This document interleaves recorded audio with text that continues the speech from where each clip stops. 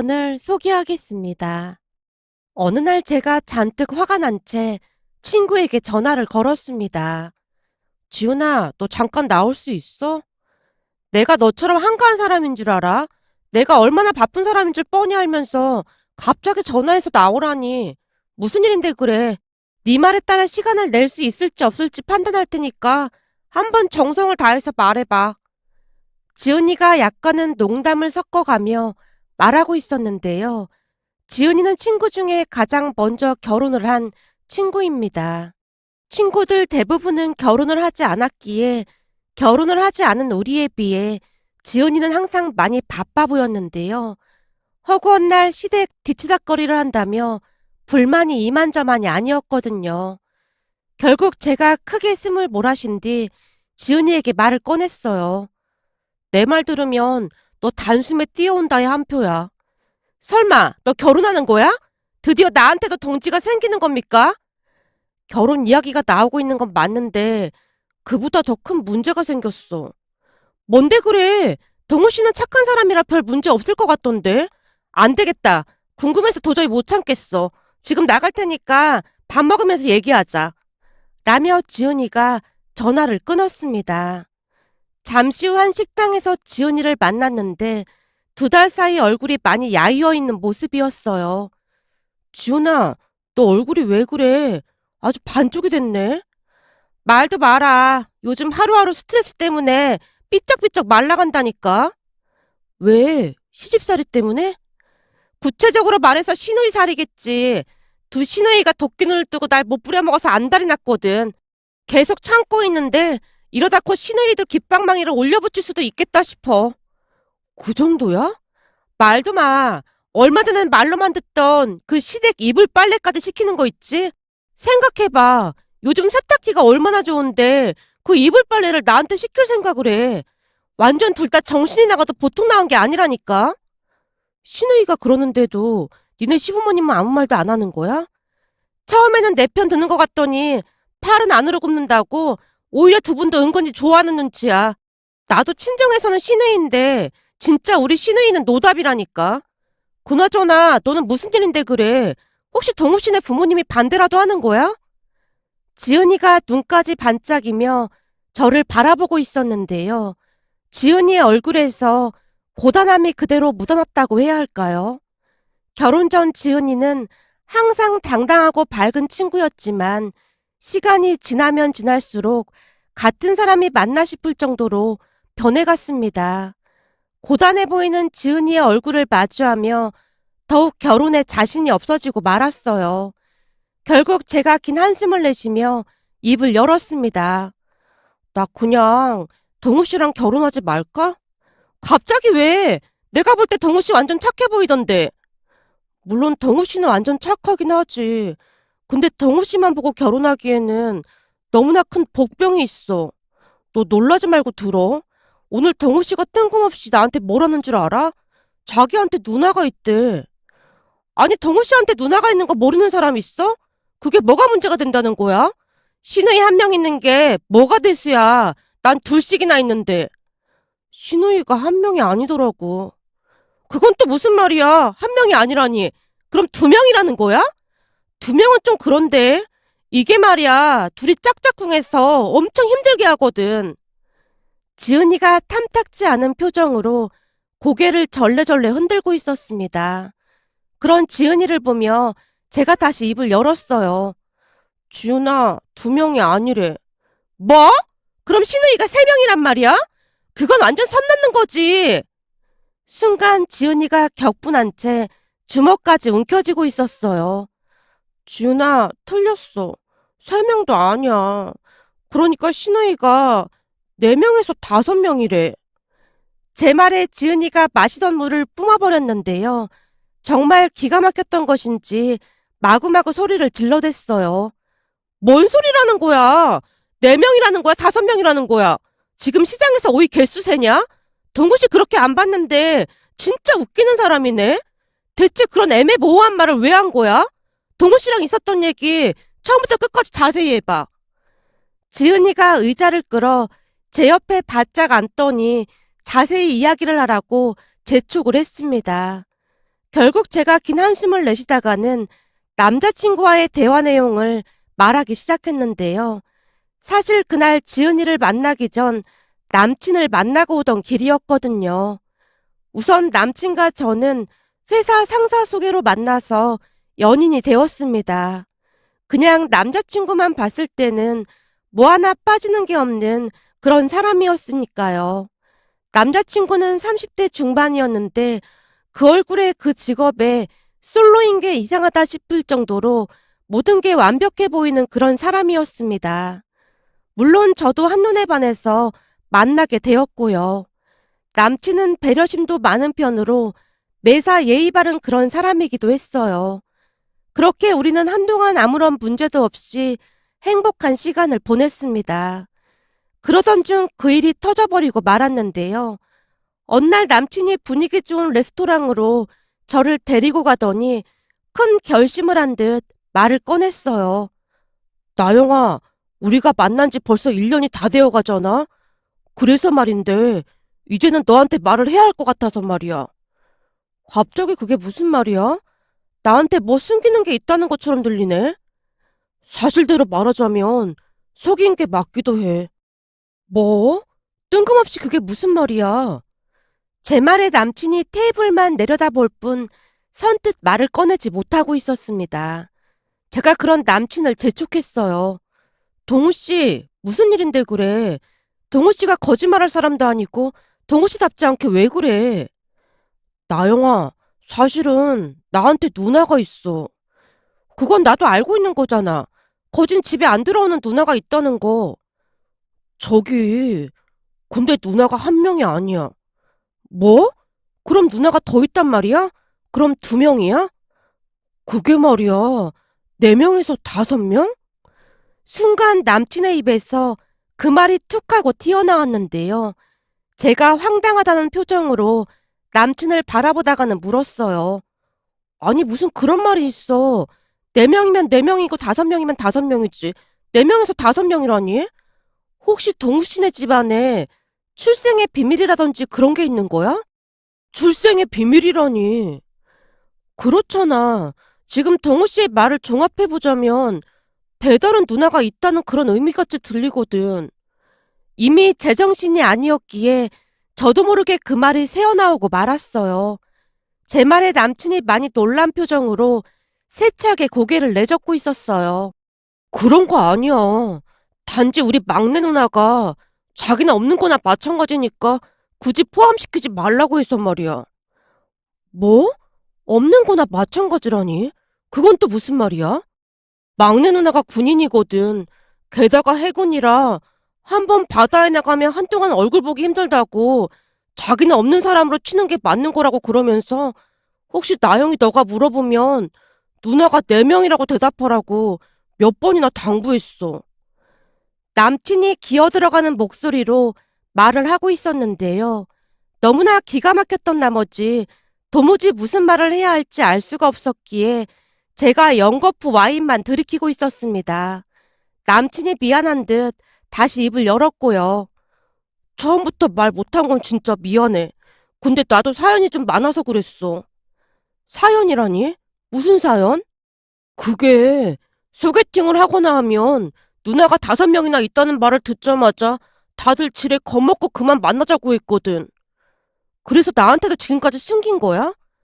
사실 처음 나영이 너 만나자마자 너무 마음에 들더라고.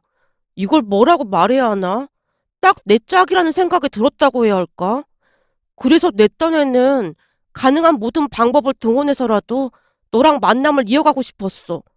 내가 하도 고민을 하니까 막내 누나가 자기는 없다고 말하라고 한 거고 말이야. 남친이 식은땀까지 흘리며 제 눈치를 보고 있었는데요. 그동안 소개팅을 할 때마다 누나가 5이라는 말을 듣자마자 여자들이 다들 뒤도 안 돌아보고 도망갔다는 말에 남친의 모습이 조금은 안쓰러워 보이긴 했습니다. 하지만 누나가 5명이라는 것은 총체적인 난국임에 분명해 보였어요. 남친을 많이 좋아하고 있던 저조차도 움찔하고 말았으니까요. 결국 제가 다시 와인을 들이키다가는 조용히 말을 꺼냈어요. 동우 씨, 미안한데 나도 지금 너무 많이 놀랐거든. 나도 생각할 시간이 조금 필요할 것 같아. 무엇보다도 그동안 숨기고 있었다는 사실이 용서가 안 돼. 그건 진짜 미안해.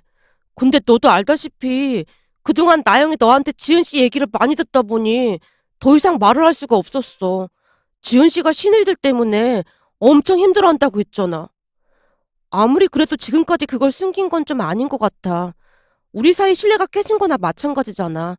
동우 씨도 알다시피 난 그동안 동우 씨한테 뭘 감추고 그런 적 단 한 번도 없었거든.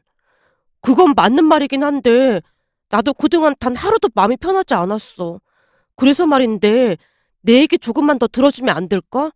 대부분은 가족 얘기 듣자마자 그냥 도망치듯 가버리는 바람에 미처 얘기를 꺼낼 수도 없었거든. 무슨 얘기를 말하는 건데? 그때쯤 이미 실망이 이만저만이 아니었기에 제가 퉁명스레 물었는데요. 남친이 처음으로 상세하게 가족 이야기를 하기 시작했습니다. 나한테 누나가 5명 있는 건 맞는데 우리 집은 조금 특이한 경우야. 그러니까 첫째 누나는 하와이에 살고 있고 둘째 누나는 영국에 살고 있어. 셋째 누나는 대전에 있고 넷째 누나는 제주도에 살고 있어. 근데 대전에 살고 있는 셋째 누나는 수녀야. 그리고 막내 누나는 직업군인으로 해군에서 복무 중인데 배 타는 날이 많다 보니까 얼굴 볼 시간도 별로 없고 말이야. 대박. 하와이에, 영국에, 수녀에, 제주도에 그리고 해군? 첫째 누나는 교환학생으로 미국 갔다가 어쩌다 보니 거기 눌러앉아서 살게 됐는데 지금은 매형이 하와이에서 사업을 하고 있어서 하와이에 정착하게 됐어. 첫째 매형 아버님은 미국인이지만 어머님은 한국계 미국인이셔. 그리고 둘째 누나는 여행사에서 일을 했었는데 2년이 된 것인지 영국 사람과 결혼했어. 무엇보다도 셋째 누나가 완전 대박이었는데 뜻이 있어서 수녀의 길을 걷겠다고 하더니만 진짜 수녀가 됐지 뭐야. 그리고 막내 누나는 날 때부터 꿈이 군인이었더나 뭐래나. 암튼 누나들이랑 엮일 일이 전혀 없다 그 말이야. 그럼 큰누님이랑 덩우 씨랑 나이 차이가 꽤 많이 나는 거 아니야? 아무래도 그렇지. 내가 이런 말까지 안 하려고 했는데 이왕 말한 김에 다 말할게. 사실 우리 할머니가 엄마를 그렇게나 구박했다고 하더라고. 왜? 설마 아들 못 낳았다고? 맞아. 그래서 낳다 보니까 막내 누나까지 낳았다는데 나중에는 그냥 포기하고 살았다나 봐. 결국 할머니랑은 영까지 끊고 살았고 말이야. 근데 뜬금없이 내가 생겼다고 하더라고. 물론 나중에 나 태어나고 나서 할머니가 엄마한테 미안했다고 싹싹 빌긴 했지만 엄마는 절대 할머니를 용서 못했대. 너무너무 힘들게 했다고 하더라고. 그래서 아빠랑 나랑 둘만 할머니 집에 갔던 기억이 있어. 모든 사실을 털어놓던 남친의 눈에 수심이 가득해 보였다고 해야 할까요? 그동안 마음고생을 많이 했을 생각에 제 마음도 편치만 않았습니다. 그렇게 남친의 말을 다 듣고 생각할 시간이 필요하다고 말을 한 뒤 지은이에게 연락을 했는데요. 한동안 제 이야기를 듣던 지은이가 고개를 갸우뚱거리고 있었어요. 이건 상당히 특이한 케이스라 뭐라고 말을 해줄 수가 없네. 난 네가 무조건 반대할 줄 알았는데. 물론 나도 신우이가 5명이라고 했을 때는 무조건 반대하려고 했지. 근데 이건 좀 상당히 애매하네. 사실 동우 씨 말이 틀린 말은 아닌 거잖아. 난 아까 동우 씨 막내 누나가 말한 대목에서 우리 시누이들이랑은 좀 다르다는 생각을 했거든. 어떤 부분을 말하는 건데? 동우 씨 막내 누나가 그랬다며 자기는 없는 사람이나 마찬가지니까 포함시키지 말라고. 그런 것들을 종합해보면 왠지 배려심이 있는 사람 같아서 말이야. 나쁜 시누이들은 결혼 전부터 초장에 기선제압하려고 난리도 아니거든. 근데 동우 씨 막내 누나가 하는 말은 난 절대 모습을 드러내지 않을게. 그런 의미로 들려서 좀 짠하기까지 하더라고. 얘기 들어보니까 시누이가 몇 명인지가 중요한 게 아닌 것 같아. 그니까 신중하게 잘 생각해봐. 가서 어머님이랑 잘 상의해보던지. 근데 내가 볼 때 나쁜 조건은 아닌 것 같긴 해. 넌 내 소중한 친구니까 진지하게 조언해주는 거야. 만약 우리 시누이들 같았다면 도시락 싸들고 다니면서 말렸을 거지만 말이야. 악질 시누이들이 다시 떠오른 듯 지은이가 온몸을 부들부들 떨고 있었습니다. 잠시 후 지은이와 헤어진 뒤 집에 가서 엄마와 상의를 했는데요. 제 말을 다 듣고 있던 엄마가 조용히 입을 뗐어요. 내 생각도 지은이 생각이랑 같아. 네 외삼촌도 누나들이 많지만 별 힘들 것도 없었잖아. 우리가 네 외숙모 힘들게 하는 거 봤니? 네 외숙모 오면 우리가 공주 모시듯 했잖아. 한마디로 모든 시누이들이 그렇지는 않다는 말이야. 그러니까 우선은 동우 집에 인사 가서 분위기를 보고 결정하는 것도 나쁘진 않을 것 같아. 난 동우가 진짜 마음에 들거든. 생각해봐라. 요즘에 동우 같은 사람이 어딨어. 혹시나 우리 걱정할까봐 항상 일찍 집에 데려다주고 너한테도 그렇게 잘한다며. 비록 사진으로만 봤지만 얼굴도 잘생겼고 말이야. 선입견 갖지 말고 한번 잘 생각해보고 결정해. 엄마의 말에 동우 씨네 집에 인사를 다녀온 뒤 결정을 하기로 마음을 먹었고 얼마 뒤 동우 씨네 집에 인사를 갔는데요. 비록 연세가 많아 보이긴 했지만 동우 씨 부모님은 정말 좋은 분들이셨어요. 특히나 동우 씨 어머니가 시종일관 웃음을 참지 못하고 있었는데요. 잠시 후 제게 미안한 듯 말을 하기도 했어요. 저기 나영 씨, 미안해요.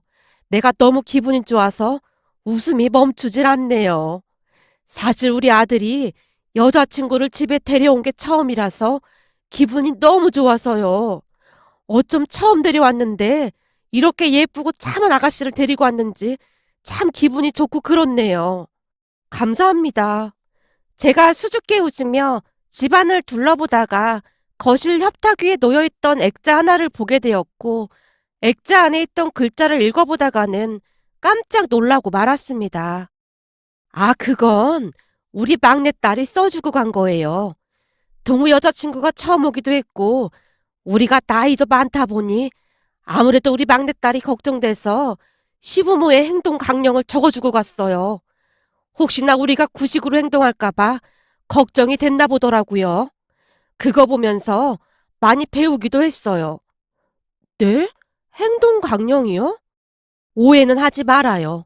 우리 막내딸이 군인이다 보니까 군대에서 쓰는 용어가 입에 밴 모양이에요. 우리 보고 하루에 몇 번씩 읽어보라고 그러더라고요. 그럼 한번 해볼까요? 그동안 많이 연습했거든요. 제가 말릴 틈도 없이 동우 씨 어머님이 행동 강령을 읊기 시작했습니다. 하나, 잊지 말자. 내 자식이 귀하면 남의 자식도 귀한 법이다. 하나, 잊지 말자. 며느리에게 시도 때도 없이 전화하거나 찾아가지 않는다. 하나, 잊지 말자. 아들 며느리 일에 절대 참견하지 않는다. 동우 씨 어머님이 쑥스러운 듯 행동 강령을 읽어내려갔어요.